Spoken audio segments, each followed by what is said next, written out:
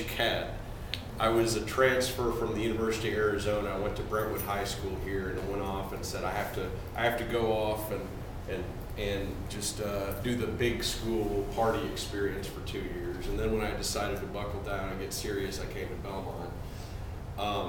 And it was I studied abroad in England the summer before. Me and Sue, she was my teacher, and we had a BBC News and U class, and it was easily the best summer of my life. But I met a girl over there who we dated for the last few weeks, and then I decided, I really wanted to go back there after graduation, and it was tough to have to come back because she wanted me to move in with her.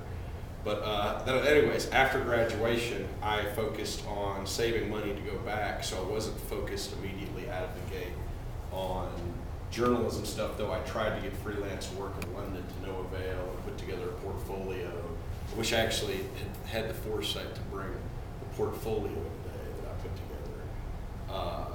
But anyways, as soon as I got back, the best I could do for the longest time was I still edited for Athlon Magazine, which is a sports annual publications headquarters on 25th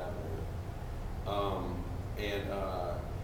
That as soon as I came back and really started in earnest trying to find stuff, everything was drying up, and it's not just at least the recession's affected everybody, but especially with jobs in journalism for the longest time, it's been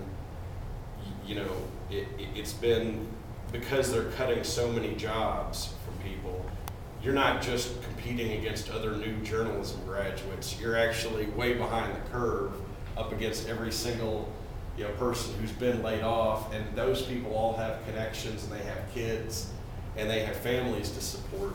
So even with all my resume coming out, which I felt very confidently about, I'd done anywhere from 3 to 5 internships, depending on what you classify as a separate internship, and had a number of good recommendation letters, and helped run the paper here. Obviously, Linda Quigley is a wonderful faculty advisor, and I couldn't have done it without any of them. But it was really tough for a while, and there was a long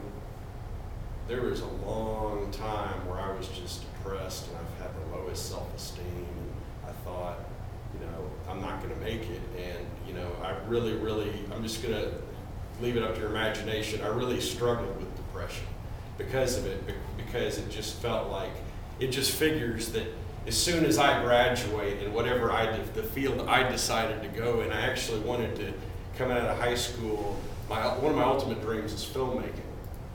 And I wanted to major in journalism because I thought it was the safe trade. I thought, well, I can get a journalism degree and go into film, and journalism will be the bankable trade because it's a particular set of skills that people need, and it is. That's not changed. It's just a temporary change, I think, in our market.